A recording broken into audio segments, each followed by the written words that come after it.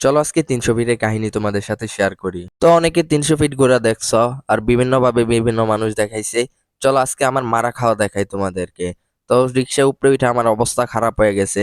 তো বসুন্ধরায় ছিলাম, তো সেই জায়গা থেকে খুব কাছেই ছিল 300 ফিট। তারপরে এই দিক থেকে আমরা নৌকা ছাড়াই এসে পড়লাম 300 ফিটের রাস্তায়। আর নৌকার কথা কেন বললাম সেটা তারাই ভালো জানে যারা বসুন্ধরায় থাকে। তো রাস্তা পার হওয়ার পর আমরা একটা এরোপ্লেনের জন্য ওয়েট করতেছি, কারণ এরোপ্লেন ছাড়া ওই দিক যাওয়া অসম্ভব। যাই হোক, রাতের রাস্তাটা ভালোই লাগছিল, গাড়ি ঘোড়া চলতেছিল। তা যাই হোক, এগুলো বাদ দিয়ে তারপরে আমরা একটা পেয়ে গেলাম এরোপ্লেন। তো এখন রওনা দিব আমরা সেই কাঙ্ক্ষিত জায়গায়। তো আমরা এরোপ্লেন নিয়ে আমাদের এই টিকটকারদের প্যালেসে আইসা পড়ছি। তারপরেই আমরা এদিক থেকে আমরা বামে টার্ন নেব, কারণ এখন আমরা যাইতেছি হচ্ছে পূর্বাঞ্চল। তো অনেকেই বুঝতে পারছো যে এখন আমরা যাব হচ্ছে বাঁশ খেতে, মানে হাঁস খেতে যাব। তাও আবার যাত্রাটা না শাকিলারটাই। এরকম শীতের দিনে বাতাস খাইতে খাইতে যাইবা, পারলে হোন্ডা নিয়ে যাইও, তাইলে আরো একটু আরাম পাইবা। আর এরকম ঝাঁকে খাইতে খাইতে যাইতে থাকবা এরোপ্লেনে কইরা। কিছুক্ষণ যাওয়ার পর কয়েকটা জঙ্গল পার করবা। তারপরে যখনই দেখতে পাইবা এরকম লাইট জ্বলছে, তখনই বুঝতে পারবা যে আমরা মোটামুটি আইসা পড়ছি।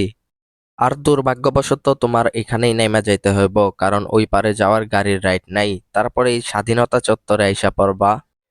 তো সেখানে দাঁড়ায় আমার লোকেশন বরাবর একটা টার্ন নিবা। তো ওইখানে যাওয়ার পর দেখতে পারবা অনেক ধরনের জিনিস আছে, যেমন কফি, মটকা মটকা সহ বিভিন্ন ধরনের আচার বাদাম। আর এইসব জায়গায় তুমি পিঠা থেকে শুরু করে বিভিন্ন ধরনের হাঁস ও তরকারি মরকারি যা দেয়া খাওয়া উচিত তোমাদের তাই পাওয়া যাইবে। আর এই সব কিছু ইগনোর করে আমি আইসা পড়লাম শাকিলার পিঠা ঘরে, কারণ এখানকার হাঁস আর বাঁশ একই জিনিস। যেহেতু আমরা বন্ধের দিন যাই নাই, সেই কারণে একটু ভিড় কম ছিল, তা না হলে আরো অনেক ভিড় থাকে আমি জানতে পারলাম ওনাদের কাছ থেকে। আর আমার ক্যামেরা সেটআপ না দেখার কারণেই ওনারা আমাদেরকে একটা বসার জায়গা ম্যানেজ করে দিল।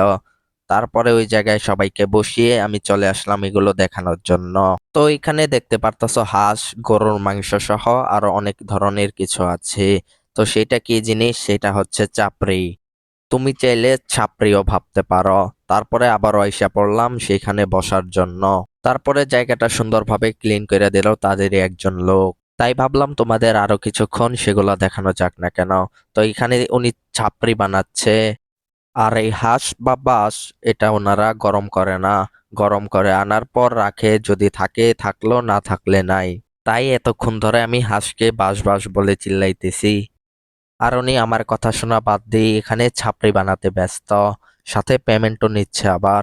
তো এইদিকে সেই কড়াইটি ছিল, যেটার দিকে নজর পড়তেই নজর সরিয়ে নিলাম।